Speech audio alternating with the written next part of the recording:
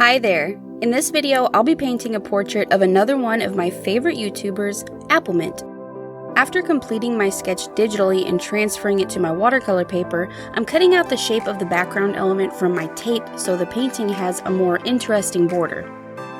If you've never heard of Appleminte or Lisa, she has an awesome art channel here on YouTube where she does a lot of Copic marker art, and I love her style of drawing.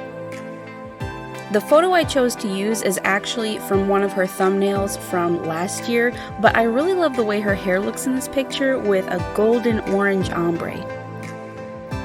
Also, you might notice my nails have a bit of art on them, and a video on that will be coming soon.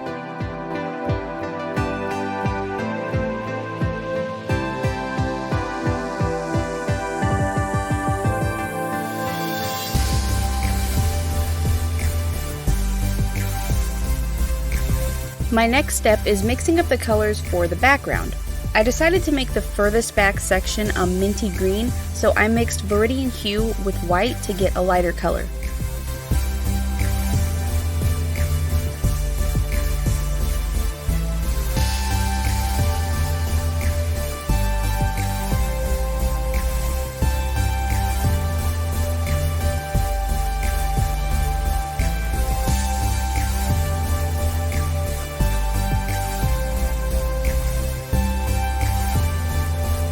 Same thing for the Appleminte logo, which is what the pink area is supposed to be. It's not a snake. I mixed alizarin crimson with white to get a pinkish color. I'm using the Winsor & Newton Cotman watercolor set for this painting. It's actually the first watercolor set I ever purchased. I only have 3 sets and one is completely metallics, and it's been a while since I've used it, so I thought I'd break it out for a bit. I'll link it in the description if you're interested in a small travel size watercolor set, and I also have a video on my channel where I make a color chart from it, getting 144 colors out of the 12 color set. That'll be linked below as well. This chart is what I referenced to pick exactly the colors I wanted for this painting. This is the first YouTuber portrait I've done in watercolors. Previously, I've done a few in colored pencils, and I really liked what I was able to achieve with colored pencils, but it just takes way too long, and even though the end result is satisfying, it's just not enjoyable enough of a process for me to want to continue. I do have a few YouTubers in mind for some upcoming portraits, but please leave some suggestions in the comments below of who you'd like to see me paint. So far, I've done Super Ray Dizzle, Chloe Rose and Mira Byler, Jazza, Nerdy Crafter Burb and Sika, Bailey J, Adam and Steph from Doodle Date, and Mariah Elizabeth, who I actually drew in graphite and used watercolors for her background.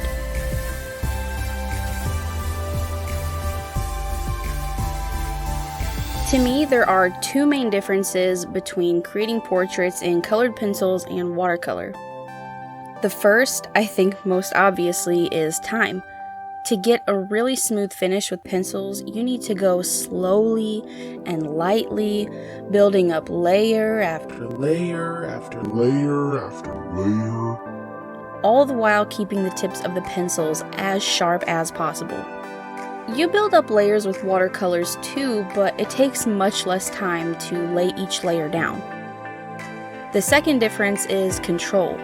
With colored pencils, I feel like I have much more control over how things turn out, unlike with watercolors where they seem to have a mind of their own.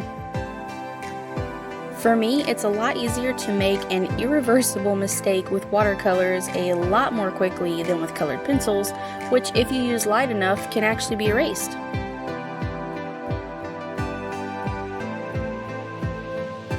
Another con for me when it comes to creating large drawings in colored pencils is their price and their longevity, and I don't mean on the paper. There are a few pencils I used the most when creating portraits, and they are now much shorter than most of my other pencils that didn't get used as much. Having to keep them super sharp means lots of sharpening, which I feel does waste quite a bit of the pencil just to maintain that sharpness.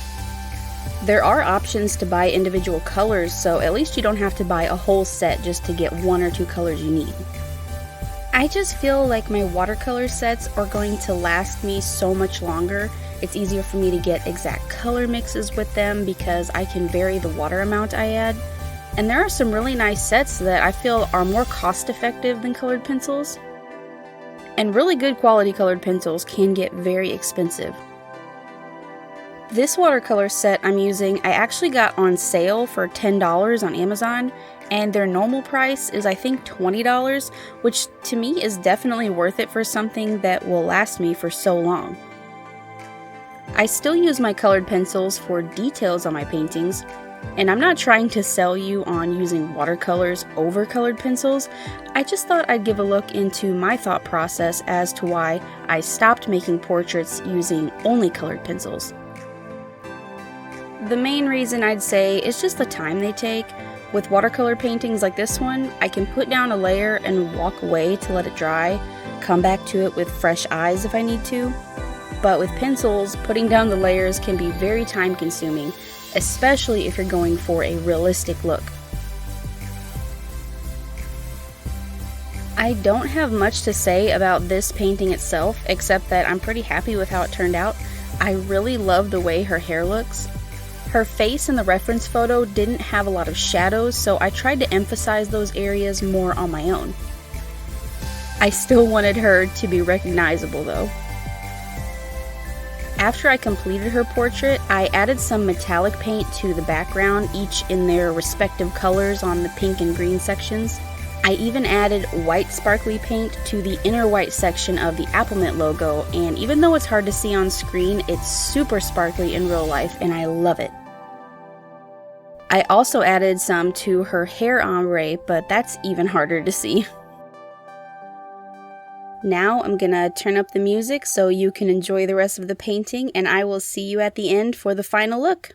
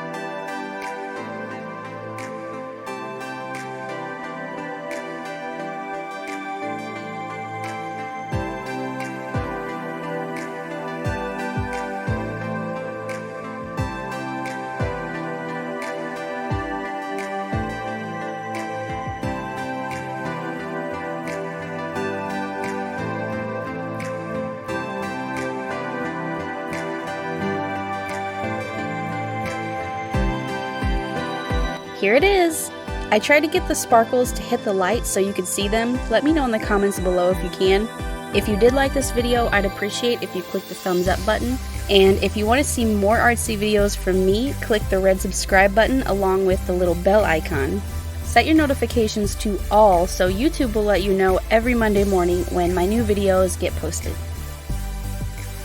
Also, this Friday is the Art Addicts Alliance collaboration video, so be looking forward to that. Thanks so much for watching. Bye, guys.